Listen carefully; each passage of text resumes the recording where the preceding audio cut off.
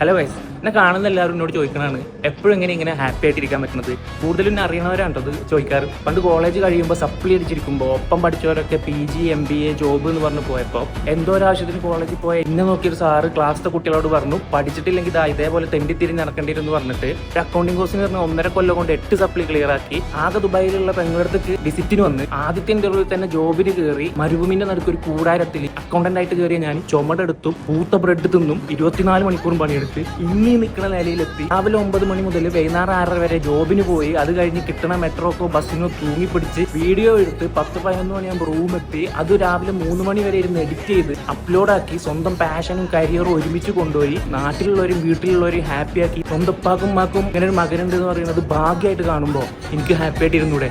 എനിക്ക് എന്ത് പ്രശ്നം വന്നാലും ഞാൻ ആ മരുഭൂമി കൂടെ സൈക്കിൾ ഔട്ടിൻ്റെ അപ്പുറത്തേക്ക് എത്തൂല. പിന്നെ എനിക്ക് ചിരിച്ചൂടെ, ഹാപ്പി ആയിക്കൂടെ.